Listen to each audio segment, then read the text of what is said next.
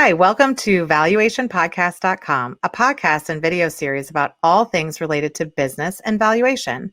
My name is Melissa Gragg, and I provide online valuation services for mediation and litigation based in St. Louis, Missouri. Today, we are discussing common questions to ask a business broker when selling a business with Jennifer Smith, a business broker in Cape Girardeau, Missouri with Murphy Business Sales. Welcome, Jennifer. Can we just start out with I don't even know what is the process to sell my company. Can you just give me some basics maybe? Yeah, absolutely. So the very first step in any process for selling the company is to establish a likely selling price for the business on the open market. Now, if you're transferring to a family member or if you already have an employee who's interested in buying it, the process doesn't change. We still have to determine what is a likely selling price or what would be a likely selling price if we were to put it on the open market. So that valuation process is very different, Melissa, from what you go through in your firm. You handle all kinds of very sophisticated and very complicated valuations.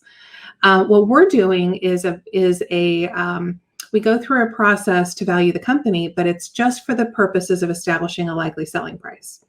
And we call that a broker opinion of value. I'm very proud to say that we've tracked that success rate over the last 10 years.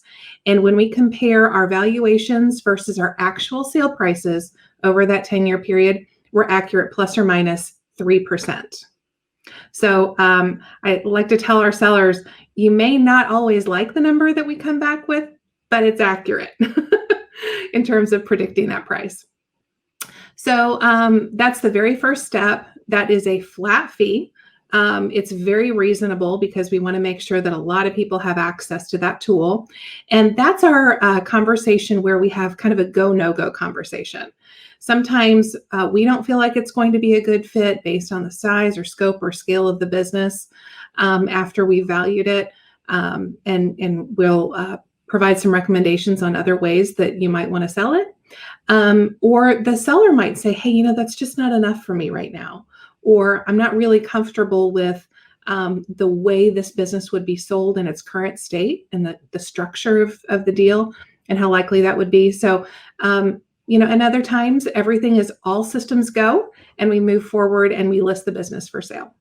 Oh, see, that is very interesting because I've actually had clients that I have sent to you and other people, and instead of getting a valuation with me, I usually do encourage them to get that valuation with the broker or the investment banker because you're really pricing it for the market and what could be reasonably attained and setting the expectation for the seller. So I think that's really important that it's just having a business valuation by anybody and then taking that valuation to a broker.